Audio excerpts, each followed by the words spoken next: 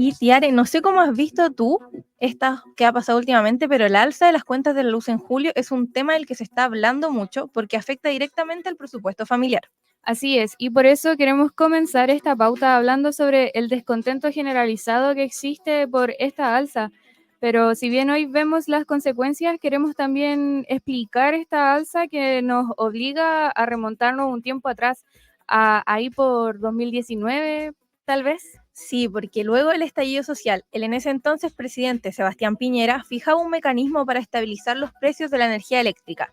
Esto adelantaba los beneficios que comenzarían a regir tras la ampliación de energías renovables en 2023 y congeló el precio de la luz de manera temporal. Además, establecía que el Estado podría tener una deuda máxima con las compañías de la industria eléctrica por 1.350.000 millones. Este mecanismo estaría funcionando hasta diciembre de 2020, pero la pandemia del COVID y la continua alza de los costos energéticos hicieron necesario que el gobierno de Gabriel Boric mantuviese esta medida. Lo insostenible de este acuerdo lo estamos viendo ahora, cuando con fecha 1 de julio, donde empezó el reajuste de las cuentas de la luz, se espera que las alzas de los precios alcancen el 60% al llegar al año 2025. Para contener esta alza, el gobierno puso en marcha un subsidio, al que se puede postular hasta el 14 de julio. Dicho subsidio ha sido criticado tanto por el oficialismo como por la oposición, ya que solo abarca el 40% de la población más vulnerable del país, dejando afuera a muchas familias que requerirían el apoyo estatal. También han habido algunas ideas que han surgido desde los diversos sectores para poder paliar esta alza, como suspender el descongelamiento hasta que se termine de trabajar en la ley de estabilización, poner en tabla, destinar parte del IVA que se recaudará con esta alza a ayudar, entre otros. Bueno, ¿y qué pasa con los territorios donde están las hidroeléctricas y plantas de energía solar? ¿Pagan menos? ¿Para quién es la energía que se genera en Chile? Queremos profundizar en este tema invitando y trayéndoles a ustedes aquí a Lucio Cuenca del Observatorio Latinoamericano de Conflictos Ambientales, OLCA. Lucio, ¿estás ahí? ¿Cómo estás? Hola, Lucio. Hola, buenas tardes, ¿cómo están? Muchas gracias Muy por la bien, invitación. Yo les estoy gracias. escuchando un poquito cortado, no sé si ustedes me escuchan bien. Nosotros te escuchamos bien aquí. Esperemos que tú también nos puedas escuchar para empezar con las preguntas y antes darte las gracias por estar aquí con nosotros. Y bueno, nuestra primera pregunta es, ¿cuál es la principal crítica respecto a las medidas que ha tomado el gobierno en cuanto a esta alza y en cuanto al desarrollo de energías? Mira, yo les quisiera proponer abordar la cuestión del sistema eléctrico, del modelo eléctrico desde otra perspectiva, porque acá tanto el debate como las medidas que está anunciando el gobierno están dentro de un marco que es el modelo energético derivado de la privatización. Tenemos un modelo en un 100% privado y por lo tanto las políticas que se fijan están en función de los intereses que imponen, sobre todo las grandes corporaciones privadas, y estas medidas para compensar la situación del alza también están dentro de una lógica del marco constitucional que tenemos hoy día, que es el Estado subsidiario. ¿Ya? Acá, si esto tuviera un enfoque desde la energía como un servicio público, desde la energía como un derecho humano, sin duda el abordaje de lo que está pasando hoy día debiera ser distinto, ¿no? Hoy día todo ronda en torno a un congelamiento, a una supuesta deuda que tendríamos con las empresas y a las medidas para compensar a los sectores más vulnerables, ¿no?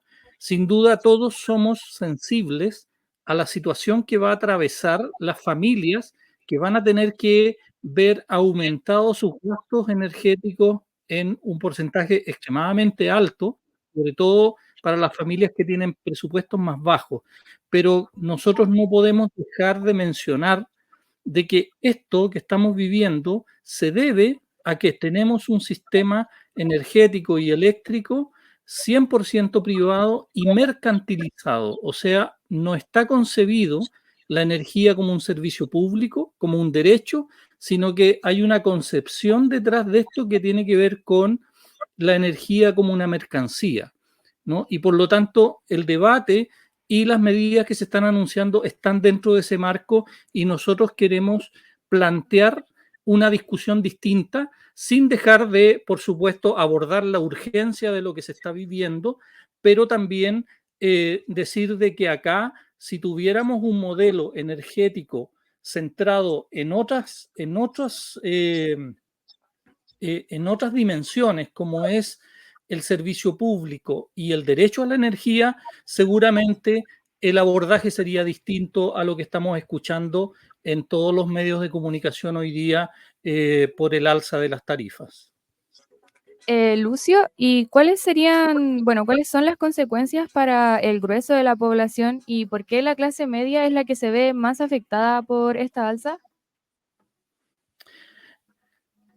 Mira, por un lado, en Chile tenemos las tarifas eléctricas más altas de Latinoamérica, ¿no? Tenemos un sistema centrado en la ganancia de las empresas transnacionales que dominan el sistema energético eléctrico y por lo tanto los volúmenes de dinero que están involucrados son extremadamente altos. Pero también estamos en un sistema que discrimina, ¿no? La ley eléctrica creada en los últimos años de la dictadura estableció dos tipos de clientes. Unos somos los clientes regulados, que supuestamente el Estado negocia con el sistema, con las empresas, para resguardar que no existan abusos en la fijación de las tarifas hacia los clientes residenciales fundamentalmente, y existen otra categoría de clientes que son la mayoría, que se llaman, la mayoría del consumo, que se llaman los clientes libres. Y esos clientes libres, que son las empresas, son las grandes mineras, son los grandes consumidores, tienen la posibilidad de negociar directamente a precios preferenciales, o sea, precios mucho más bajos que lo que estamos pagando los domicilios residenciales, ¿no? Y por lo tanto, ellos tienen derechos resguardados en esta legislación. Si ustedes se fijan, hoy día solo se discute sobre los clientes residenciales, que son lo que se denomina los clientes regulados, ¿no? Que representamos aproximadamente el 17% de todo el consumo eléctrico. O sea, acá lo que se está discutiendo fundamentalmente es sobre ese sector, ¿no? Pero si ustedes se fijan, las empresas no han abierto la boca sobre esto, ni tampoco han tenido un gesto solidario respecto de lo que está pasando con esta supuesta deuda que tendríamos con las empresas, ¿no? Pero por otro lado, nosotros tenemos tarifas muy altas porque tenemos un sistema eléctrico sobredimensionado. Hoy día, cuando hay máximo consumo, funciona menos del 40% de la capacidad instalada eléctrica que tenemos. O sea, tenemos en nuestra tarifa, nosotros pagamos la mantención de una gran cantidad de centrales eléctricas que funcionan muy pocos días al año o incluso algunas que no funcionan durante el año. Esa es una sobrecapacidad que se ha ido generando porque esa energía está pensada para realizar nuevos negocios, que son el hidrógeno verde, por ejemplo, la desalinización del agua de mar para las empresas mineras, y nosotros, los clientes residenciales, de alguna manera también estamos subsidiando esa sobrecapacidad, ¿no? Entonces, acá hay una doble discriminación. Por un lado, están estos clientes denominados libres, que tienen precios preferenciales y negocian ellos directamente con las empresas, y quien debiera defender nuestros derechos como clientes residenciales, que somos la ciudadanía mayoritariamente, pero que es la que consume un porcentaje menor de la energía eléctrica, estamos siendo abandonados por el Estado para que efectivamente se cuiden los derechos, ¿no? A la energía, y que no ocurran estos abusos como los que están ocurriendo hoy día, donde se le carga la mano a los clientes residenciales de esta supuesta deuda que tendríamos con las empresas. Quiero tomar eso de la supuesta deuda que tendríamos para volver un poco a 2019, cuando el en ese entonces ministro de Energía, Juan Carlos Jovet, aseguraba que el mecanismo de estabilización fue diseñado de tal manera que la variación de las tarifas de electricidad que iban a experimentar las personas fueran asumidas por las empresas de generación eléctrica. ¿Qué pasó con eso? Disculpa, es que se escuchó muy cortado, no te entendí la pregunta. Bueno, la voy a repetir, pero como estábamos hablando de esta supuesta deuda que tendríamos con las empresas eléctricas, volví a 2019, cuando el ministro de Energía de ese entonces, Juan Carlos Jovet, aseguraba que este mecanismo de estabilización había sido diseñado de tal manera que la variación de las tarifas de electricidad que iban a experimentar las personas fueran asumidas por las empresas de generación eléctrica. ¿Qué pasó con eso? Bueno, no existe sistema de compensación, claramente. Acá, hoy día esto se nos presenta, el congelamiento de la tarifa se nos presenta como una deuda que tendríamos con las empresas. En realidad, en un sistema solidario, en un sistema que bajo la concepción de la energía como derecho, ¿no? Este tipo de situaciones no debiera ocurrir, ¿no? Sobre todo porque acá las medidas, si ustedes se fijan, las medidas que están anunciando para poder financiar el subsidio a los sectores más vulnerables, finalmente lo vamos a pagar todos igual, ¿no? O sea, acá no es que exista plata del Estado que especialmente se está destinando a este subsidio. O sea, acá se está hablando de un delta de IVA que todos vamos a pagar igual por el alza de las tarifas y ese delta lo destinarían al subsidio, ¿no? O una tasa mayor del impuesto verde fundamentalmente a las empresas termoeléctricas que generan dióxido de carbono. O sea, eso son ingresos que el Estado ya tiene, ¿no? Y por lo tanto, no es que se estén destinando nuevos recursos, eso está saliendo igual de nuestros bolsillos, ¿no?